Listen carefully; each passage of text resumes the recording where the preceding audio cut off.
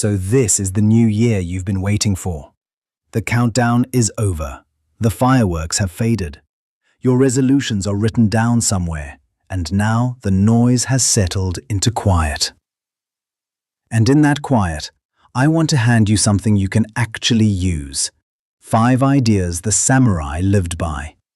Not motivation, not hype. Just a framework for how to move this year. Let me ask you something straight. Do you feel any different than you did a week ago?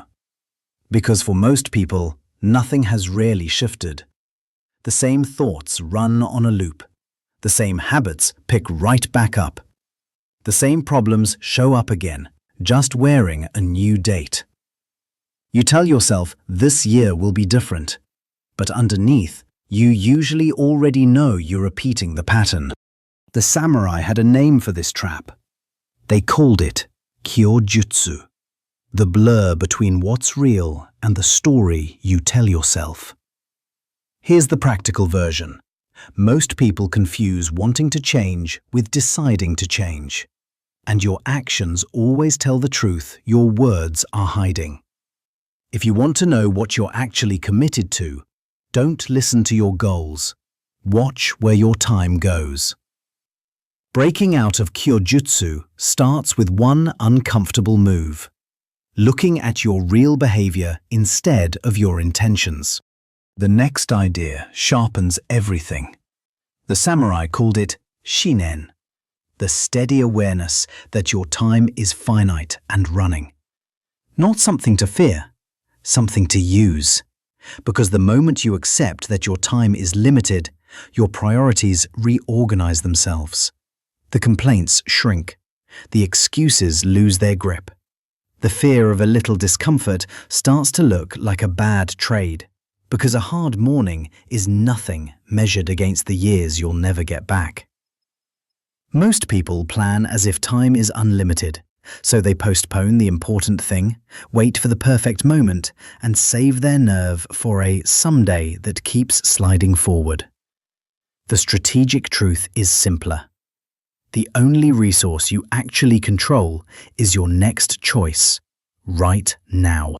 There was a warrior named Suzuki Shosan who fought through Japan's civil wars, watched people die beside him, and when the fighting ended, did something you wouldn't predict. He became a monk. But he didn't teach the soft, comfortable version. He taught a fierce, disciplined practice, because he'd noticed that most people chase peace by avoiding the exact things that force growth. They want calm without confronting anything hard. Shosan's point, in practical terms, you don't build a strong mind by relaxing into it. You build it by staying fully alert and treating what's in front of you as if it matters completely. He taught another principle worth stealing, nenshin, the attentive mind.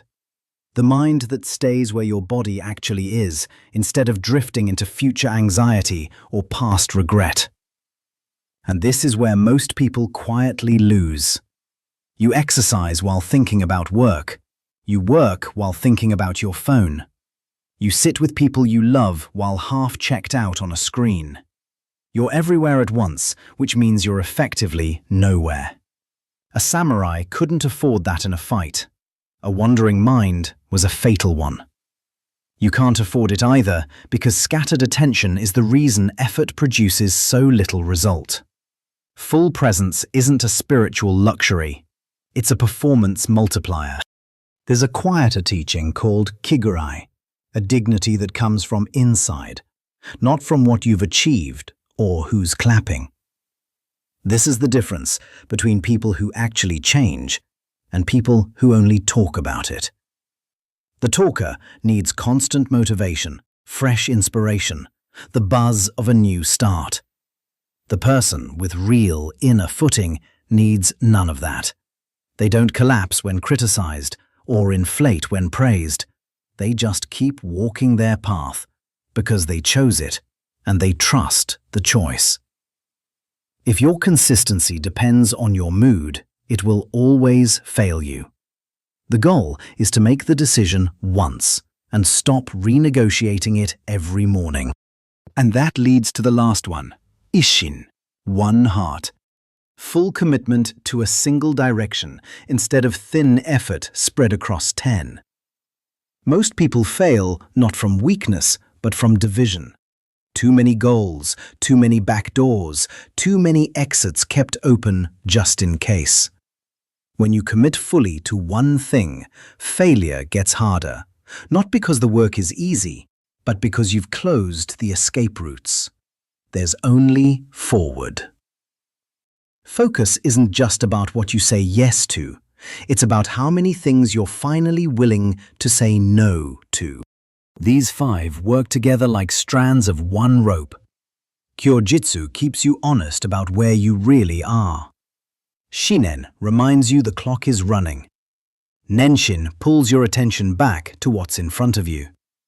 Kigurai gives you the stability to keep going without needing anyone's approval. And isshin points your whole effort at the one thing that matters most. The samurai didn't treat these as separate tips. They treated them as one operating system for living deliberately. So as this year opens up in front of you, don't make the promise you've already broken 100 times. Build the system instead.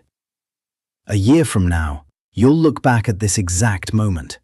You'll either be the same person still waiting to change, or the one who quietly started walking a different way. I think you've got far more in you than you've been using. This is the year to prove it.